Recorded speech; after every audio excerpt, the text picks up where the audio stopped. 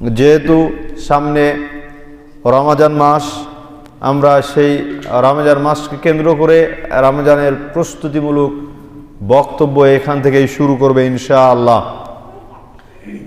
যদিও খুতবা শুরু করার পূর্বে দিন যতই যাচ্ছে আমরা দেখছি জুমাবারে আজানের সময় বা খতিব যখন দাঁড়াচ্ছে তখন মসজিদে মুসল্লির সংখ্যা প্রায়ই কমে যাচ্ছে।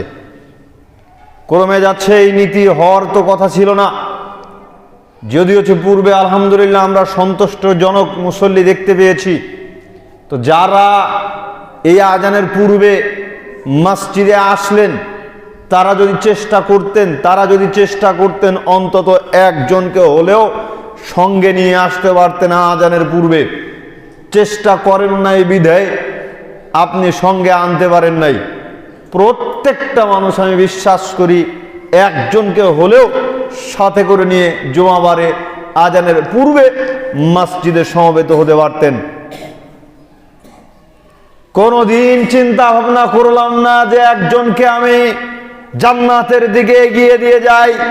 আপনাকে তো চিন্তা করা উচিত আমি যেই মার্কা মানুষ, যেই আমল করি, আমার আমল দিয়ে আমি জান্নাতে নাও যেতে পারি, আর একজন যে আমল করতেছে তাকে একটু আগিয়ে দিই, সে যদি আমল করে সেই আমল দিয়ে আমি জান্নাতে যেতে পারবো। এই চিন্তা আপনার করা উচিত ছিল। এই চিন্তা কোনোদিন করেন নাই। আপনি জান্নাত থেকে পালিয়ে আসেন নাই। আপনি মানুষ, আপনার রাত দিন ভুল হচ্ছে, রাত দিন আপনার দ্বারা পাপ হচ্ছে। আপনি কোনোদিন ব্রেনটাকে খরচ করেন নাই যে আমার মাধ্যমে আমি অন্য কাউকে আমল শিখাই, তার মাধ্যমে আমি একটি নেকি উপার্জন করি। মান দাআ ইলা হুদান কানা লাহু মিনাল আজরি মিসলু উজুরি। কেউ যদি কাউকে সৎ কাজের দিকে, সৎ পথের দিকে আহ্বান করে আর সেই আহ্বানকারীর ডাকে সাড়া দিয়ে কোনো মানুষ যদি সৎ আমল করা শুরু করে দেয়, তবে আমলকারীর আমল নামায় যে নেকি লিপিবদ্ধ করা হবে, যে ব্যক্তি তাকে আহ্বান করেছে তার আমল নামাতেও সমপরিমাণ নেকি লিপিবদ্ধ করা হয়। জোরে সরে বলুন সুবহানাল্লাহ। হাদিস আমরা বহু বলেছি, বহু শুনেছি, এক কান দিয়ে শুনেছি আর এক কান দিয়ে বের করে দিয়েছি। আমরা আমলে নেওয়ার প্রয়োজন মনে করি নাই, আমলে নেওয়ার প্রয়োজন মনে করি নাই। পূর্বের জমায় সম্ভবত বলেছিলাম আমার আপনার রক্তের মধ্যে আর শুকুরের রক্তের মধ্যে বৈশিষ্ট্যগত মিল নাই, বৈশিষ্ট্যগত পার্থক্য নাই। বৈশিষ্ট্যগত পার্থক্য হারিয়ে দিয়েছি। তার যেমন লজ্জা বলতে কিছু নাই, আমার আপনার ঠিক তেমনটাই হয়েছে। লজ্জা বলতে কিছু নাই, লজ্জা বুঝি না। লজ্জা কি জিনিস? আপনি বাপ মসজিদে এসেছেন, আপনার ছেলে এখন পর্যন্ত মসজিদের বাহিরে অবস্থান করে, আপনার লজ্জা কোথায়, হায়া কোথায়, আপনার গায়রাত কোথায়? আপনি পিতা মসজিদে আসলেন জুমাবারে, আল্লাহ তাআলা বলতেছেন ইয়া আইয়ুহাল্লাযীনা আমানু ইযা নুদিয়া লিস-সালাতি মিন ইয়াউমিল জুমআতি ফাসআউ ইলা যিকরিল্লাহি ওয়া যারুল বাই। যখন জুমার দিনে মুয়াজ্জিন সাহেব আযান দেয়, সালাতের জন্য আহ্বান করে, তখন পৃথিবীর যত কাজ রয়েছে, যাবতীয় কেনাবেচা রয়েছে, যাবতীয় ক্রয় বিক্রয় রয়েছে, সব কিছুকে বন্ধ করিয়ে দিয়ে মসজিদের দিকে রওনা হও। সব কিছুকে বন্ধ করে দিয়ে মসজিদের দিকে রওনা হয়। এবার চিন্তা করেন তো আপনার নীতি কি, আপনার ছেলের নীতি কি, আপনার ভাতিজার নীতি কি? যারা সরদার রয়েছেন, যারা দায়িত্বশীল রয়েছেন, তারা চিন্তা করুন আপনি কি দায়িত্ব পালন করলেন, আপনি কি নির্দেশ প্রদান করলেন, আপনি কি মানুষকে মসজিদের দিকে উৎসাহ প্রদান করলেন?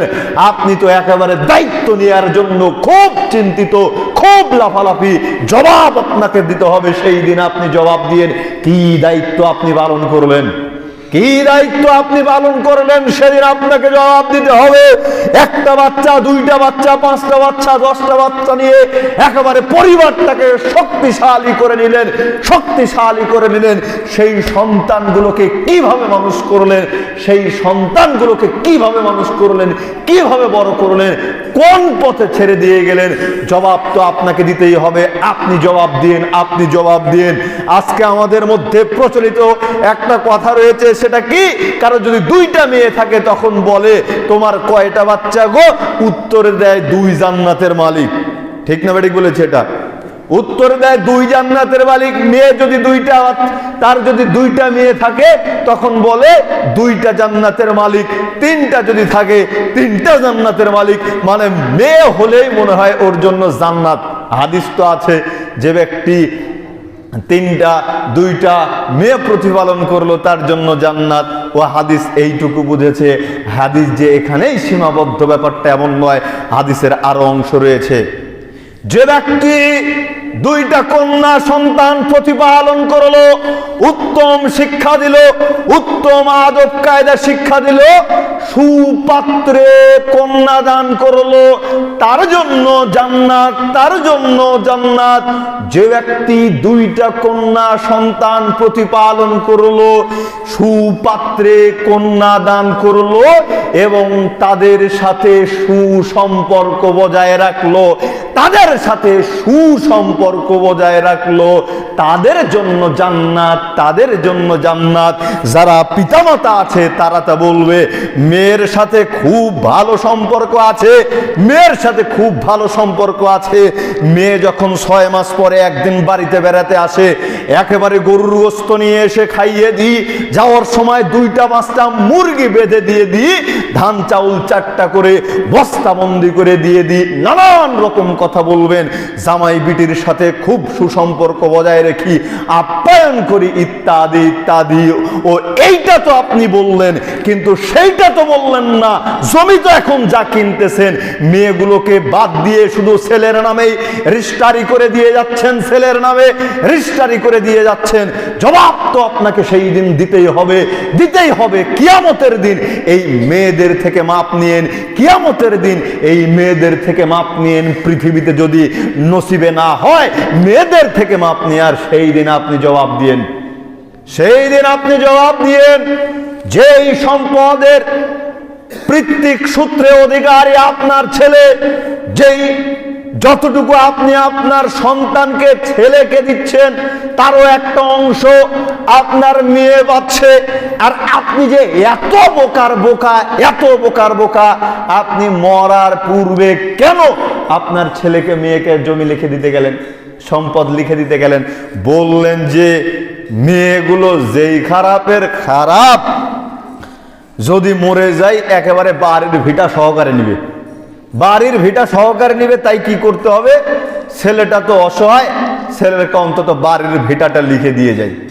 এই চিন্তা করে ছেলেকে অসহায় মনে করে বাড়ির ভিটাটা লিখে দিয়েছে।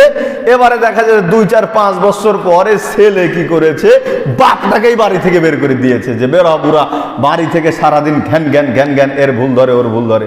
হয় না এরকম?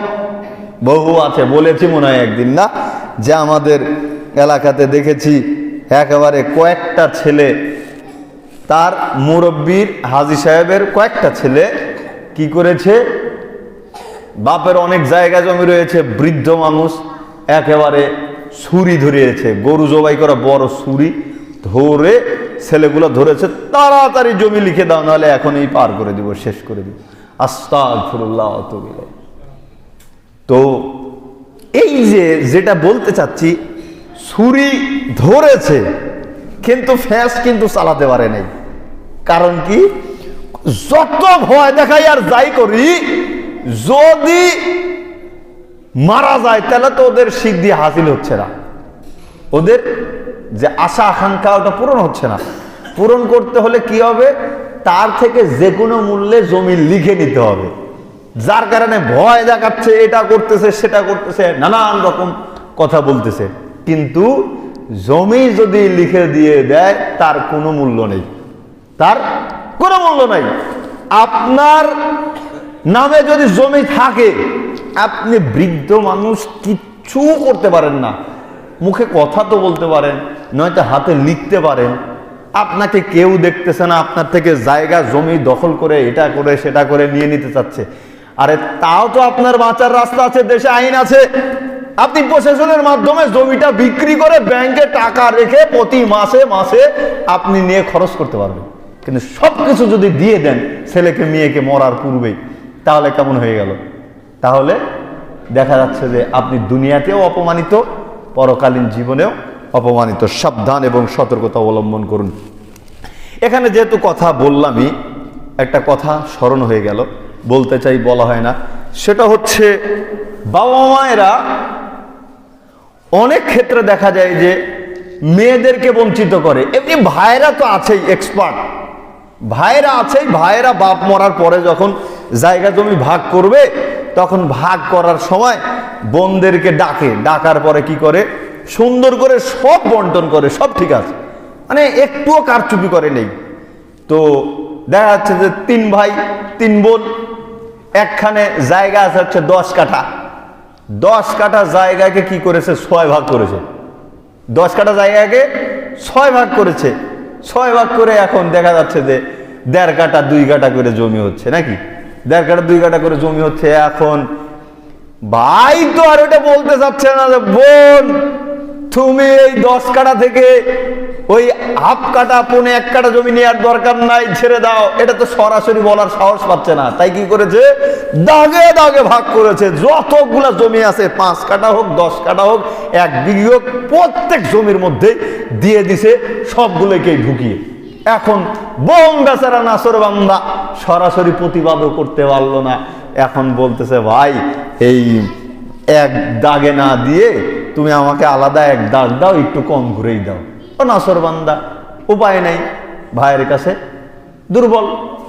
আর বাবা মা কি করে, বাবা মা করে কি, হজে যাবে, হজে যাওয়ার পূর্বে চিন্তা করলো যে জায়গা জমি আছে, ভেজাল রাখা যাবে না, হজের পূর্বেই ভেজাল সব সমাধান করে দিয়ে যেতে হবে। কি চিন্তা ভাবনা, ওর নিজের জমি নিজের সম্পদ, ওটা নাকি ওর কাছে ভেজাল। ওটা কি করতে হবে, এখন ছেলে মেয়েদেরকে রেজিস্ট্রি করে দিতে হবে। মেয়ের তো গন্ধই নাই, এবারে কি করেছে, চুপে যাবে, হুট করে দেখা গেল যে ছেলের নামে কিছু একটা রেজিস্ট্রি করে দিয়ে চলে এসেছে। আসার পরে এখন মেয়েগুলা নাসরবান্দায় এসে বাবার বাড়িতে কান্নাকাটি শুরু করে দিয়েছে যে বাবা এটা কি করলেন, হ্যান ত্যান, আমাদের কিছু দেন। তখন বলতেছে বাবা আম্মু তোমার জমি নেওয়ার দরকার নাই, হজে গিয়ে তোমাদের জন্য দোয়া করে দিব। হ্যাঁ, দোয়া দিয়ে একেবারে ভরিয়ে দিবে। তো দুনিয়াতে দোয়া দিবেন আপনি, আপনি কামি করলেন, সবকিছু হারাম, আপনার দোয়া আপনার কাজে লাগবে নাকি এটা চিন্তা করেন আগে। আপনি অন্য কার জন্য আর দোয়া করবেন, অন্য কার জন্য দোয়া করবেন। আপনি তখন যেটা খাবার খাচ্ছেন হারাম খাবার, আপনার দোয়া কবুল হবে কিনা নিজের জন্য সেটাই বহুদূরের কথা। আপনি মেয়ের জন্য দোয়া করবেন, আস্তাগফিরুল্লাহ ওয়া আতুবু ইলাইহি। এই কাজ যারা করতেছেন এরা জুলুমকারী, জুলুমকারী। আর ওই মেয়েগুলো মাজলুম, ওই ছেলেগুলো মাজলুম, যাদেরকে বাপ কম দিয়েছে আর একজনকে বেশি দিয়েছে, এরা হচ্ছে মাজলুম। মাজলুমের দোয়া কোনোদিন বিফলে যায় না, মাজলুমের দোয়া কোনোদিন বিফলে যায় না। বিচার আজ হলেও হবে, কাল হলেও হবে, হবেই হবে। আজকে যাকে ঠকিয়েছেন, হন আপনি বাপ, হন আপনি বড় ভাই, হন আপনি ছোট ভাই, তাতে যায় আসে না। যদি কাউকে ঠকিয়ে থাকেন, কিয়ামতের দিন ওই বেশি আত্মসাৎ করা সম্পদ আপনি মাথায় নিয়ে উঠবেন, আপনি মাথায় নিয়ে উঠবেন। কি বিচার শেষ না হওয়া পর্যন্ত পুরা বিচারের মাঠ খালি ঘুরতে থাকবেন আর ঘুরতে থাকবেন। সুতরাং সম্মানিত উপস্থিতি, সাবধান এবং সতর্কতা অবলম্বন করুন। অনেক ছোট, ক্লাস 9-এ বা 10-এ দাখিলে পড়ি, এই সময় জানতে পারলাম যে আমার এক বন্ধুকে 8 বিঘা জমি লিখে দিছে ওর বাপ। 8 বিঘা, সম্পদশালী মানুষ, 30-40 বিঘা জমি ছিল তার বাপের। তো এই খবরটা আমি পেলাম, পাওয়ার পরে তো ওই বন্ধুর বাপটা আমাকে খুব সমীহ করতো, স্নেহ করতো। আমি কিছু বললে আমার কথা শুনতো, বা তার ছেলে সম্পর্কে কিছু জিজ্ঞেস করা লাগতে আমার কাছে ফোন দিত। অনেক পূর্বের কথা, সে সময় মোবাইল দেখা যাচ্ছে বাচ্চাদের নিকটে, ছোটদের নিকটে কম, আমার কাছে মোবাইল ছিল। তো যখন জানতে পারলাম যে ওই ছেলেকে জমি লিখিয়ে দিয়েছে, তখন কি করেছি, ও যখন মাদ্রাসার মধ্যে এসেছে তখন সবাই ওকে চতুর্দিক দিয়ে ঘিরে ধরেছি। ধরার পরে মানে ধরেছে এই কারণে, জোর কাছে টাকা পয়সা যা আছে সব ছিনাই নিব, নিয়ে সকলেই মিষ্টি খাবো। তখন ধরছি যখন, তখন ও বলতেছে আরে কি জন্য তোরা ধরলি আমাকে, তো বললাম তুই 7 বিঘা 8 বিঘা জমির মালিক হয়ে গেছস, তাহলে তো আমাদেরকে মিষ্টি খাওয়ানো লাগবে। তখন বলতেছে আমার পকেটে তোদেরকে এত মিষ্টি খাওয়ানোর টাকা নেই, আমি টাকা নিয়ে এসে তোদেরকে মিষ্টি খাওয়াচ্ছি। তো যতটুকু আশা করেছিলাম তার চাইতে বহু গুণে গিয়ে মিষ্টি খাওয়াচ্ছে আমাদেরকে, বা অন্য অন্য খাবার খাওয়াচ্ছে। চিন্তা করেন, ওরা তখন ছোট, মাসলা মাসাইল অত বুঝি না, চিন্তা করেন যে এই 8 বিঘা জমি যদি এক ছেলেকে দিয়ে দেয় 30 বিঘা জমির মধ্যে থেকে, তাহলে ওই মেয়েদের কি পর্যন্ত বঞ্চিত করা হলো। আপনি চিন্তা করেন যে মেয়ের কাছে ক্ষমা টমা চেয়ে নিলাম, বা ছোট হয়ে গেলাম, বা মেয়েকে অন্য দিক দিয়ে পুষিয়ে দিলাম, বা এটা করলাম সেটা করলাম, আপ্যায়ন করে দিলাম। শোনেন, যদি কোনোদিন আপনি আপনার ছেলেকে জমি দিলেন একটু, তারপরে মেয়েকে বলতেছেন মা তোমার ভাই দেখা যাচ্ছে কি করবে না করবে, একটু তাকে জমি দিলাম, তোমরা এ ব্যাপারে মন খারাপ করিও না, তৎক্ষণাৎ কোনো রিয়াকশন আপনার মেয়েরা দিল না। হঠাৎ দেখা গেল কোনো একদিন আপনার মেয়ে এমন অভাবে পড়েছে, তখন চট করে বলে ফেললো বাপ এই কামটা অন্যায় করে গিয়েছে, বাপ যদি আজকে আমার ভাইকে এই জমিটা না দিয়ে যেত তাহলে আমি সেখান থেকে উপকৃত হতে পারতাম। বেঁধে গেল গিট্টু। এই গিট্টু ছাড়াবেন কি করে? এই গিট্টু ছাড়াতে হলে, এই অভিযোগ ছাড়াতে হলে কিয়ামতের দিন ওই মেয়েকে যে পাওনা নিয়ে নিয়েছেন মেয়ের, আপনার নেকি দিয়ে মেয়ের ওই জায়গার ভাগটা পূরণ করতে হবে, ভাগটা পূরণ করতে হবে, নচেত সেই দিন পরিস্থিতি খারাপ আছে। সম্মানিত উপস্থিতি, যা হোক, প্রসঙ্গ ছাড়াই অন্যদিকে বহু কথা বললাম। আমরা বলছিলাম সামনে আমাদের রমজান মাস আসন্ন, আমরা এদিকে আলোচনা অগ্রসর করার চেষ্টা করব।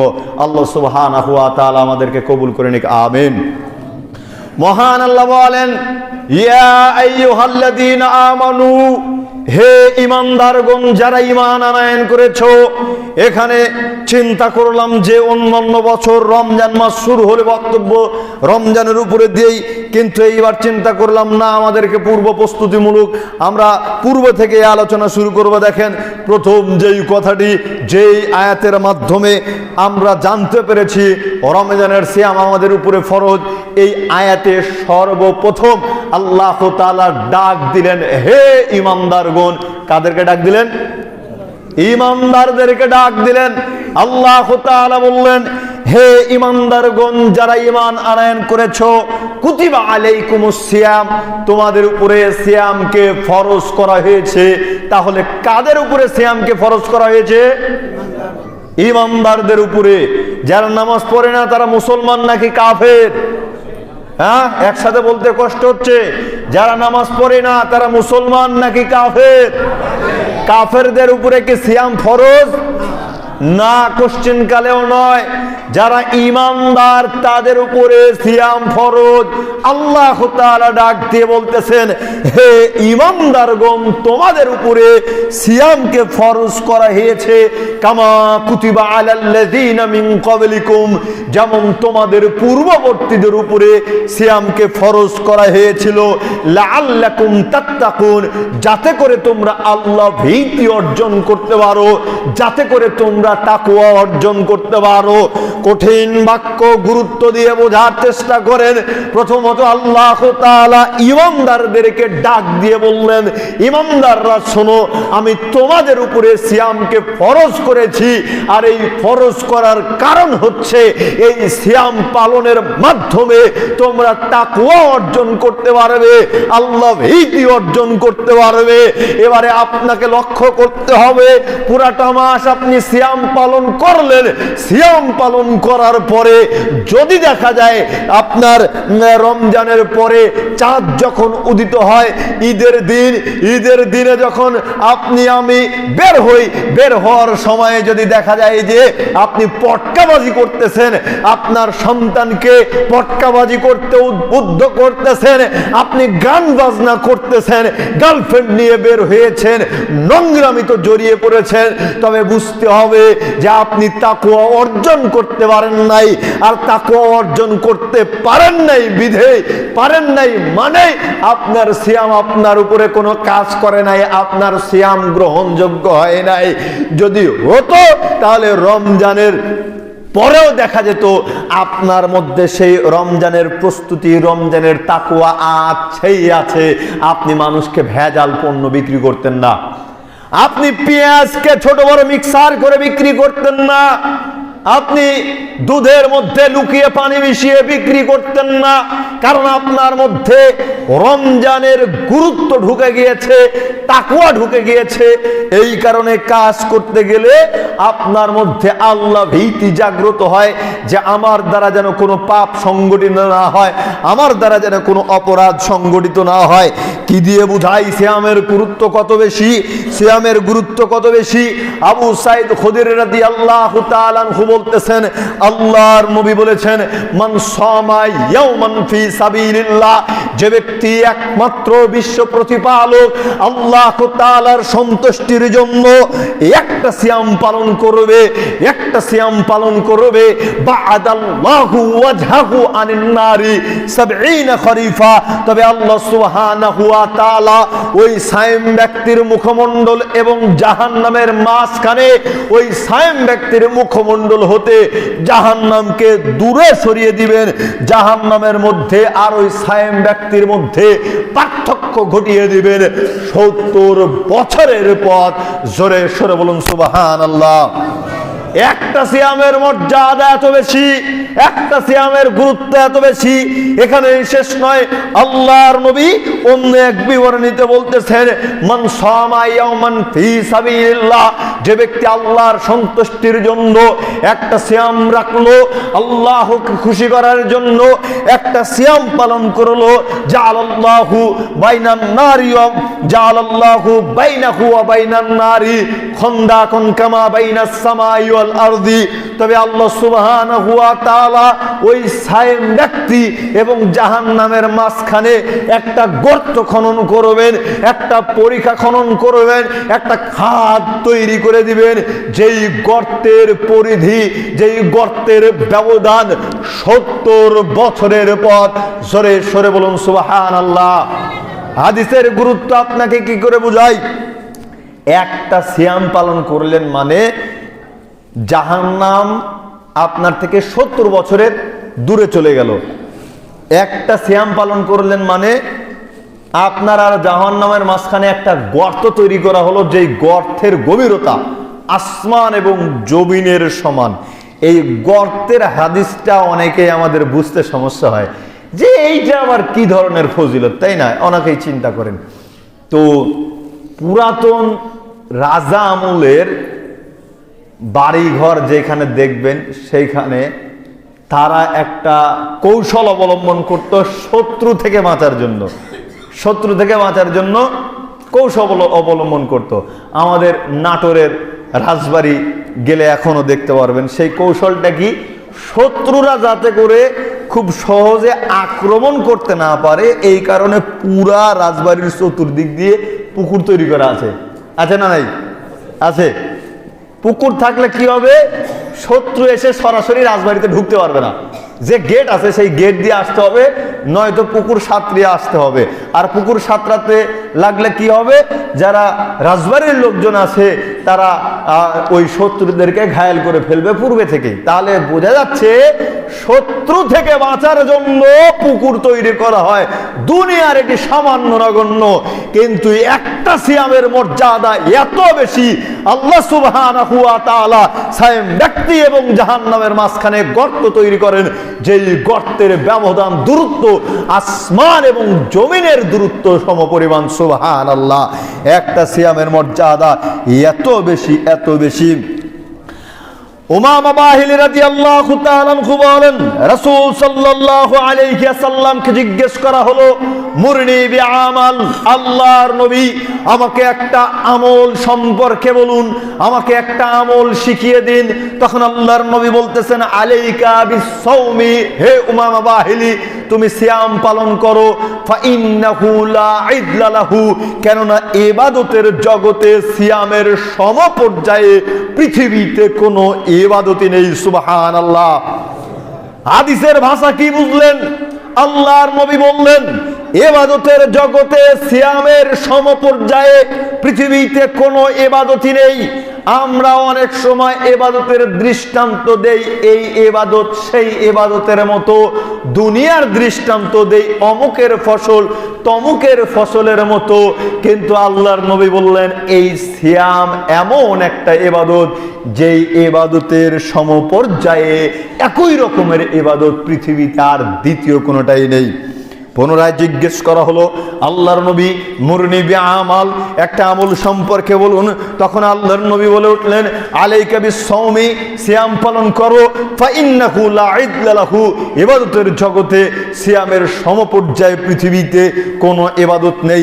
তৃতীয়বারে যখন জিজ্ঞেস করা হলো আল্লাহর নবী আমাকে একটা ইবাদত সম্পর্কে বলুন, তখনও আল্লাহর নবী বলতেছেন আলাইকা বিসসাওমি, তুমি সিয়াম পালন করো, ফাইন্নাহু লা মিথলা লাহু, কেননা এই সিয়াম এত গুরুত্বপূর্ণ এত বড় একটা ইবাদত, যেই ইবাদতের সাথে দৃষ্টান্ত দেওয়ার মতন উদাহরণ দেওয়ার মতন পৃথিবীতে কোনো ইবাদতই নেই। জোরে সোরে বলুন সুবহানাল্লাহ। কি বুঝলেন? সিয়ামের মর্যাদা এত বেশি যে এই সিয়ামের সাথে উদাহরণ দেওয়ার মতো পৃথিবীতে কোনো ইবাদত নেই, কোনো ইবাদত নেই। প্রত্যেকটা আমলের নেকি আছে, প্রত্যেকটা আমলের নেকি আছে, প্রত্যেকটা আমলের নেকি আছে। সিয়ামের কোনো নেকি নেই, সিয়ামের কোনো নেকি নেই, সিয়ামের কোনো নেকি নেই।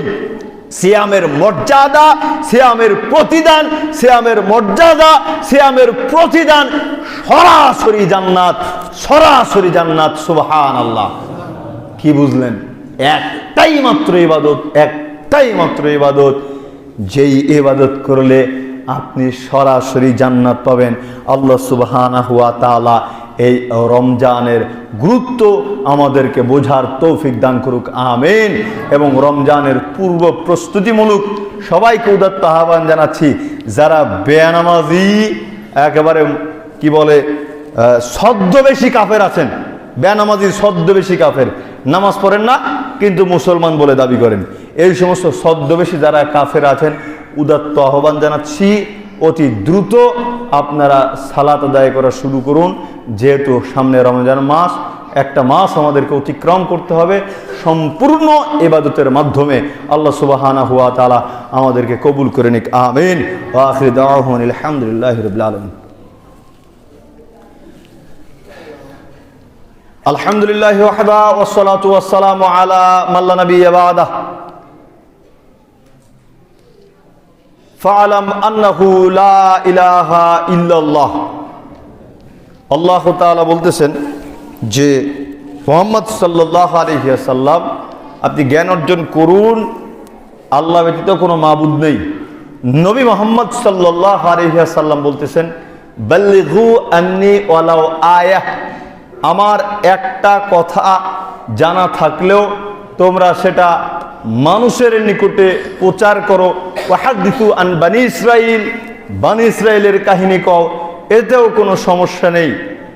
ওমান কাযাবা আলাইয়া মুতাআম্মিদান ফালিয়াতাবাওয়াউ মাকআদাহু মিনান নার, যে ব্যক্তি জেনে শুনে আমি মুহাম্মদ সাল্লাল্লাহু আলাইহি ওয়াসাল্লামের প্রতি মিথ্যারোপ করলো, সে ব্যক্তি যেন তার থাকার জায়গাকে জাহান্নামে করে নিল, নাউজুবিল্লাহ।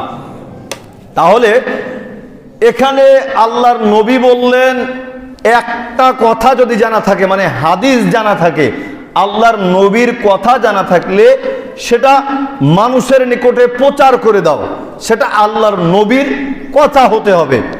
এখন বক্তারা যদি কৌশল অবলম্বন করে, বক্তারা যদি কৌশল অবলম্বন করে, একটু কোরআন হাদিস বলল, একটু কাহিনী বলল, তাতেও কোনো অসুবিধা নেই। তবে কাহিনীটা কি হতে হবে?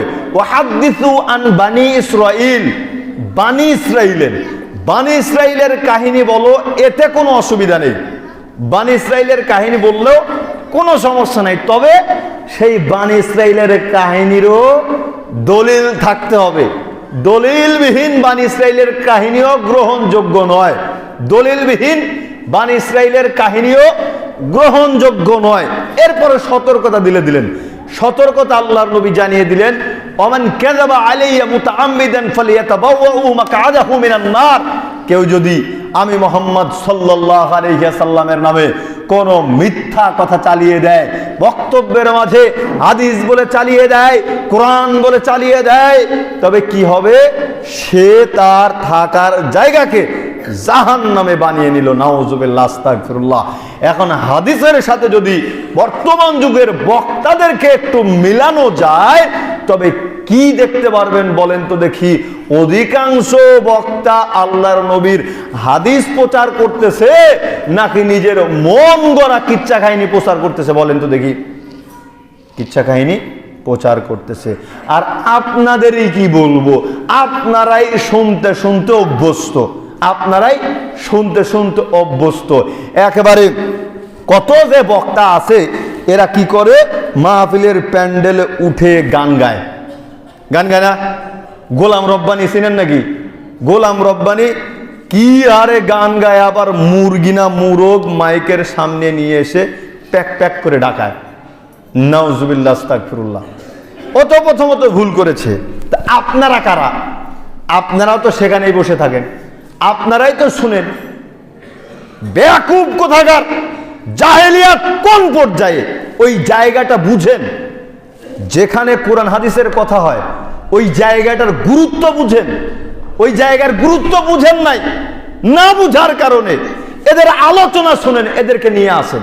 পৃথিবীতে এমন কোন আমল নাই, এমন কোন আমল নাই যেই আমল পাপ মোচন করে এবং পাপগুলোতে নেকিতে পরিপূর্ণ করে।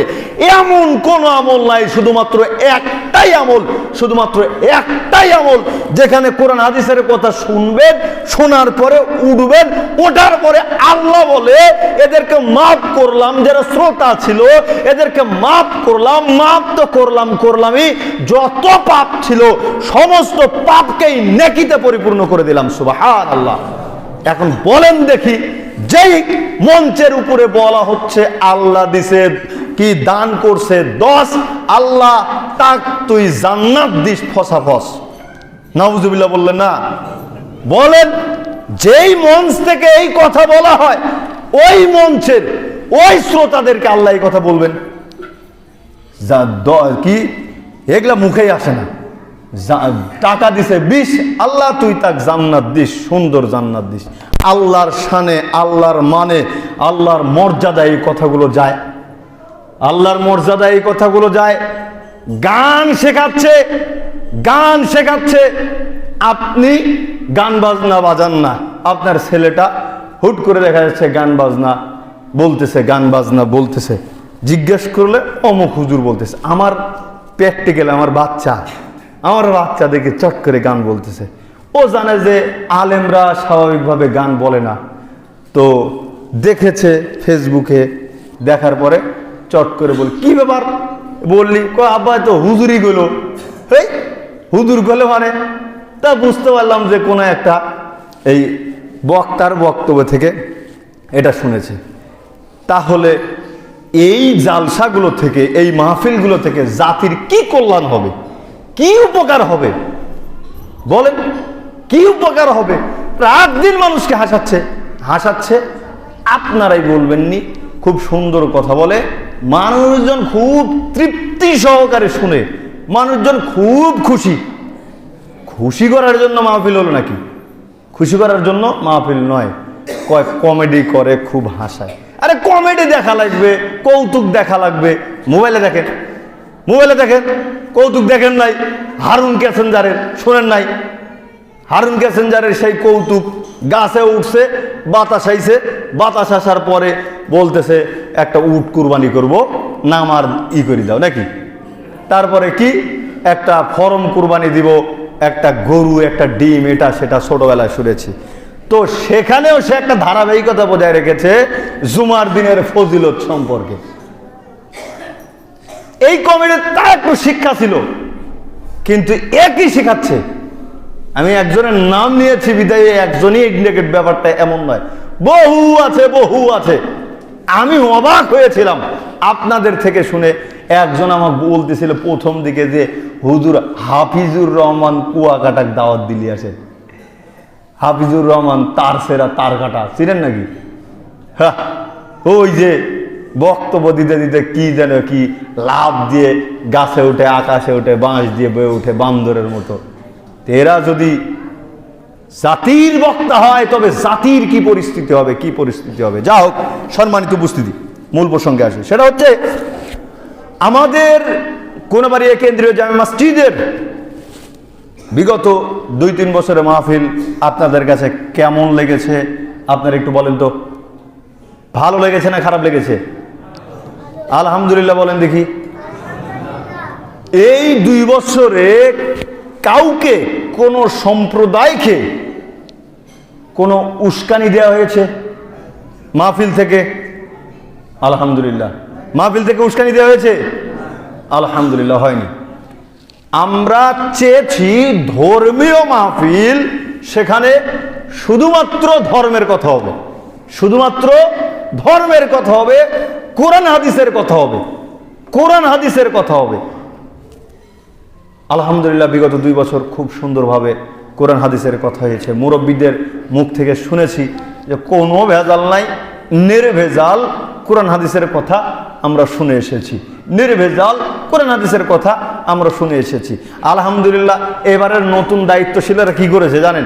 একেবারে বিজ্ঞাপন ছাপাইছে, বিজ্ঞাপনের সাথে একেবারে বক্তব্যের বিষয় সহকারে উল্লেখ করে দিয়েছে, যাতে কেউ টপিকের বাইরে কথাই বলতে না পারে। আলহামদুলিল্লাহ এটা আরো সুন্দর একটা পরিবেশ হয়েছে। এখন ব্যাপার হলো এই মাহফিল কাদের মাহফিল বলেন তো দেখি? বলতে পারে না। কাদের মাহফিল? হ্যাঁ, আমার মাহফিল। আপনারা সব রোহিঙ্গা। হ্যাঁ, আপনারা সব রোহিঙ্গা। মাহফিল আমার। মাহফিলটা কাদের? কাদের? একসাথে বলেন। মনে হয় খুব অনেকের মনে কষ্ট নাকি? মনে খুব কষ্ট। আচ্ছা, এশার নামাজের পরে মাহফিলে না বসে বাইরে ফিল্ডিং মারবেন কে কে? হাত তুলেন তো। হ্যাঁ, এই যে ওই পাশে যুবক একটা হাত তুলছে। আচ্ছা, সময় বেশি নিচ্ছি, কথা আছে, এখনো কথা বলতে হবে। এশার সালাতের পরে মাহফিলে বসবেন কে কে? হাত তুলেন। অযথা কেউ হাত তুলবেন না, যারা বসবেন তারা হাত তুলেন। এশার সালাতের পরে আমার বক্তব্য কে কে শুনবেন তারাই হাত তুলেন। আলহামদুলিল্লাহ, আলহামদুলিল্লাহ। হাত নামান। সবাই উঠান নাই। যারা উঠান নাই তাদের প্রতি কোনো রাগ নাই, বিদ্বেষ নাই, কিন্তু যারা উঠাইছেন অনুরোধ করব এশার সালাতের পরে সবাই বসে যাওয়ার চেষ্টা করবেন। যাদের পারিবারিক আত্মীয় স্বজন ব্যতিব্যস্ততা আছে, সমস্ত ব্যতিব্যস্ততাকে এশার সালাতের মধ্যেই কভার করে দিবেন। এশার সালাত আদায় শেষ করবেন, শেষ করে অতি দ্রুত মাহফিলে এসে বসার চেষ্টা করবেন ইনশাআল্লাহ। ইনশাআল্লাহ আল্লাহ আমাদেরকে কবুল করে নিক, আমিন। যুবক যারা আছো তারা মাহফিলের জন্য তো শ্রম দিবে ইনশাআল্লাহ। যুবকদের বলছি, যুবকরা হাত উঠাও তো দেখি, কারা কারা শ্রম দিবে মাহফিলের জন্য? এই কয়টা? 1 2 3 4 5 হাতে তো গোনা যাবে। হায় হায়, এলাকায় কি যুবকের সংকট হয়ে গেল নাকি? সব বুড়া হয়ে গেছে, চিন্তা করা যাবে, যুবক শূন্য। যা হোক, যুবক ভাইদেরকে বলতেছি, মাহফিলের দিন তোমরাই পারবে এই মাহফিলটাকে সুন্দর করে সাফল্যমণ্ডিত করতে, কারণ তোমাদের মাধ্যমেই বিশৃঙ্খলা সৃষ্টি হয়, আবার তোমাদের মাধ্যমেই বিশৃঙ্খলা একবারে নিষ্পত্তি হয়। এই কারণে তোমরা যদি চেষ্টা করো ইনশাআল্লাহ কোনো গ্যাঞ্জাম, ফিতনা, ফাসাদ কোনো কিছু হবে না। একটু সজাগ দৃষ্টি রাখবে। আর দায়িত্বশীলদেরকে বলছিলাম, আপনারা যদি সম্ভব হয় যুবকদের লিস্ট করবেন। দায়িত্ব কারো উপরে না চাপিয়ে দিলে দায়িত্ব কেউ নিতে চায় না। দায়িত্ব যদি চাপিয়ে দেওয়া হয় তবে অন্তত চিন্তা করে যে আমাকে এই দায়িত্বটা দেওয়া হয়েছে, দায়িত্ব পালন করবে। সর্বোপরি সবাইকে উদাত্ত আহ্বান জানাবো, মাহফিলের দিনে সব মন খুলে প্রাণ খুলে দান করার চেষ্টা করবেন ইনশাআল্লাহ। ইনশাআল্লাহ আল্লাহ কবুল করে নিক, আমিন। প্রধান আলোচক ব্রাদার রাহুল আমিন, আপনারা তাদের আলোচনা ইতিপূর্বে বিভিন্ন জায়গায় শুনেছেন, খুবই প্রাণবন্ত আলোচনা করেন ইনশাআল্লাহ। এখানেও খুব সুন্দর আলোচনা করবেন। আপনাদের চাহিদা অনুযায়ী আলোচক নির্ধারণ করা। সুতরাং সুন্দর পরিবেশে আলোচনার বেশি সময় করাতে হলে, বুঝেন, বেশি সময় করাতে হলে তাকে সময়টা আগিয়ে দিতে হবে। আর সময়টা আগিয়ে দিতে হলে আপনাদেরকে বসতে হবে আগে। এখন দেখা যায় যে কালেকশনের আলোচক যখন আলোচনা করে, কালেকশন দান সাদকা আপনাদের নিকটে চায়, তখন আপনাদের খোঁজ খবর থাকে না, যার কারণে কালেকশনের আলোচক লেটে আলোচনা শুরু করে, কালেকশন করতে করতে দেরি হয়ে যায়, ওইদিকে টাইম ওভার হয়ে যায়। টাইম ওভার হয়ে গেলে কি, এখন বাংলাদেশের প্রেক্ষাপট অনুযায়ী দেখা যায় 12টা, 12:30, খুব বেশি হলে 1টার মধ্যে মাহফিল শেষ। এইদিকে আমাদেরকে লক্ষ্য রেখে, সময়ের দিকে লক্ষ্য করে আমাদেরকে আগে বসতে হবে। পরিশেষে দোয়া করি, সকলে আগে মন খুলে দোয়া করতে হবে, আল্লাহ সুবহানাহু ওয়া তাআলা আমাদের এই মাহফিলকে কবুল করে নিক, আমিন। পত্র মসজিদকে কবুল করে নিক, আমিন। আল্লাহ মসজিদের যেই কাজটুকু এখনো বাকি আছে, দয়াময় ক্ষমাশীল, তোমার সম্পদের অভাব নাই, তোমার সম্পদের অভাব নাই। আমরা না সরবান্দা, আমরা দরিদ্র মানুষ, এই মানুষদের মাধ্যমে মসজিদের খেদমত হচ্ছে। আল্লাহ তুমি একটু দয়া করে আমাদের মসজিদের কাজকে সম্পন্ন করার তৌফিক এনায়েত করো, আমিন। মোহাম্মদ দুলাল হোসেন, কোনাবাড়িয়া, উত্তরপাড়া, মৃত মায়ের 2 আনা 1 রতি 1 পয়েন্ট কানের দুল দান করেছে। মৃত মায়ের জন্য দোয়া চায়, আল্লাহ তার দানকে কবুল করে নিক, সকলে পড়ি আমিন। আল্লাহ তার মায়ের কবরকে জান্নাতের বাগিচায় পূরণ করে দাও, আমিন। আল্লাহ তার মায়ের কবরে যদি আযাবের ফেরেশতা থেকে থাকে, তুমি আযাবের ফেরেশতাকে দূরভীত করে দাও, আমিন। বুলবুল আক্তার 500 টাকা দান করেছে, দোয়া চায়, আল্লাহ তার দানকে কবুল করে নিক। আল্লাহুম্মা সাল্লি আলাইহি, আল্লাহুম্মা আকসির মালাহু ওয়া ওয়ালাদাহু ওয়া বারিক লাহু ফীমা আতাইতাহু।